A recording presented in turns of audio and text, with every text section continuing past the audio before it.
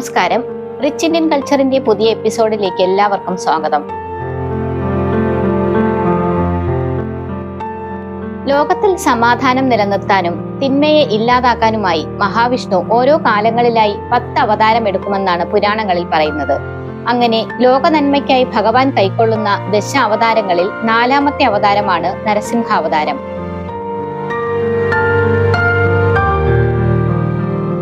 ഭഗവാന്റെ ഓരോ അവതാരത്തിനു പിന്നിലും ഓരോ ലക്ഷ്യങ്ങൾ ഉണ്ടാവും.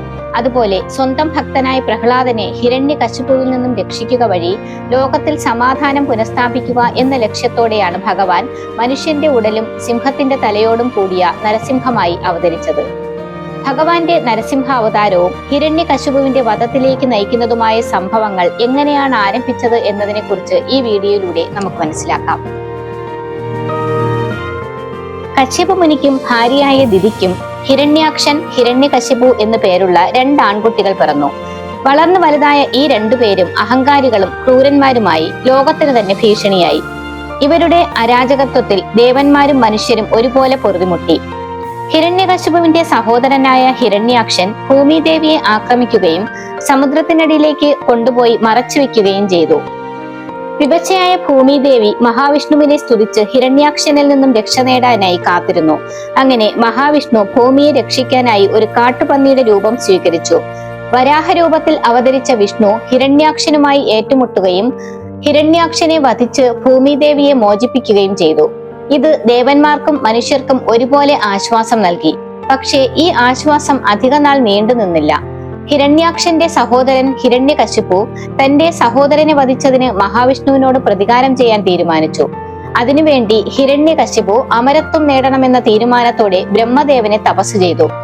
ഹിരണ്യകശിപു കഠിനമായി തപസ്സനുഷ്ഠിച്ചു. ഇതിനിടയിൽ ഹിരണ്യകശിപുവിന്റെ ഗർഭിണിയായ ഭാര്യ കയാധുവിനെ ദേവരാജാവായ ഇന്ദ്രൻ ബന്ദിയാക്കി.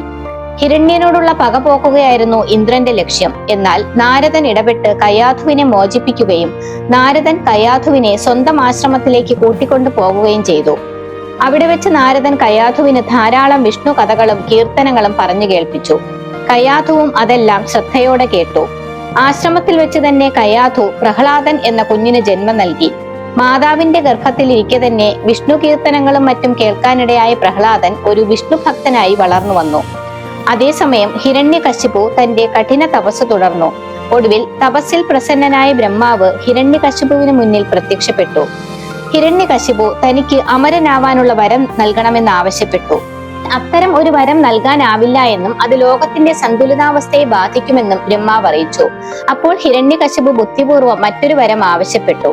അതിപ്രകാരമായിരുന്നു: മനുഷ്യനോ മൃഗമോ മണ്ണിലോ വിണ്ണിലോ രാത്രിയോ പകലോ വീട്ടിനകത്തോ പുറത്തോ ആയുധങ്ങൾ ഉപയോഗിച്ചോ തന്നെ വധിക്കാൻ സാധിക്കരുത്. ഇതായിരുന്നു ഹിരണ്യകശിപു ആവശ്യപ്പെട്ട വരം.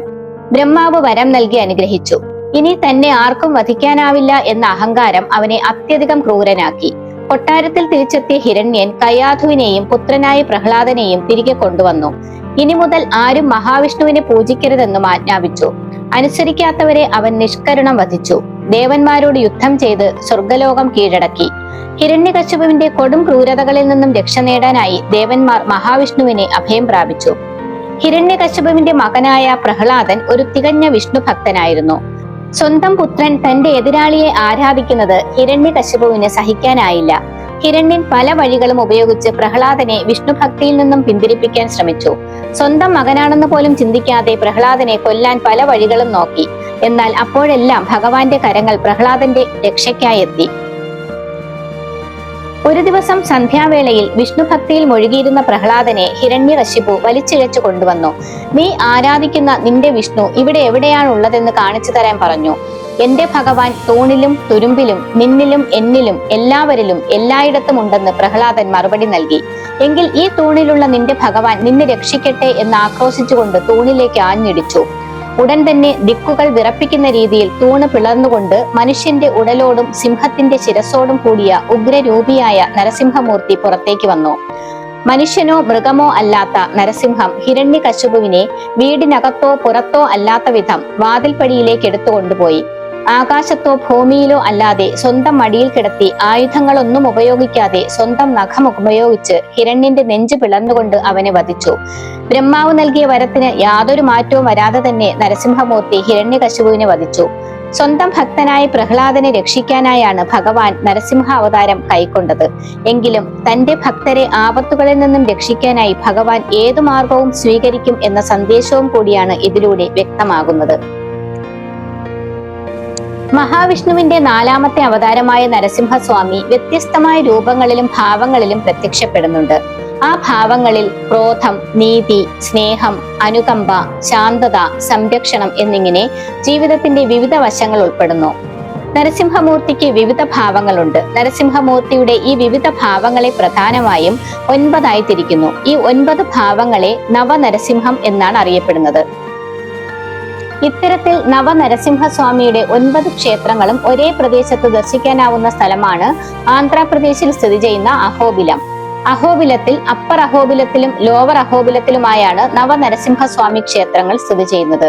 ഹിരണ്യകശിപുവിനെ വധിക്കുന്നതിനായി മഹാവിഷ്ണു നരസിംഹ അവതാരം കൈക്കൊണ്ട് പ്രത്യക്ഷമായ സ്ഥലമാണ് അഹോബിലം എന്നാണ് വിശ്വാസം.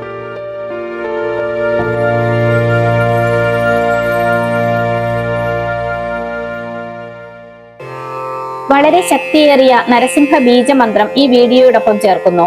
ഭയാശങ്കകൾ അകറ്റി ധൈര്യം ആർജിക്കാനും ശത്രുദോഷങ്ങൾ ഒഴിഞ്ഞ് സർവ്വ ഐശ്വര്യങ്ങൾ കൈവരാനും നരസിംഹ മന്ത്രങ്ങൾ സഹായിക്കുന്നു. വളരെ ശ്രദ്ധാപൂർവമാണ് നരസിംഹ മന്ത്രങ്ങൾ ജപിക്കേണ്ടത്. ശുദ്ധിയുള്ള മനസ്സോടെ അർപ്പണബോധത്തോടെ ഈ മന്ത്രം ജപിക്കുന്നവർക്ക് ഭഗവാന്റെ അനുഗ്രഹം ഒരു കവചമായി ഉണ്ടാകുമെന്നാണ് വിശ്വാസം. ഉഗ്രം വീരം മഹാവിഷ്ണും ജ്വലന്തം സർവതോമുഖം നരസിംഹം ഭീഷണം ഭദ്രം മൃത്യോർമൃത്യും നമാമ്യഹം സ്വാഹാ.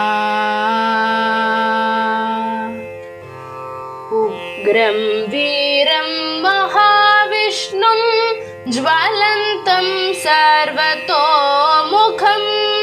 നരസിംഹം ഭീഷണം ഭദ്രം മൃത്യോർമൃത്യും നമാമ്യഹം സ്വാഹാ. ഉഗ്രം വീരം മഹാവിഷ്ണും ജ്വലന്തം സർവതോമുഖം നരസിംഹം ഭീഷണം ഭദ്രം മൃത്യോർമൃത്യും നമാമ്യഹം സ്വാഹാ.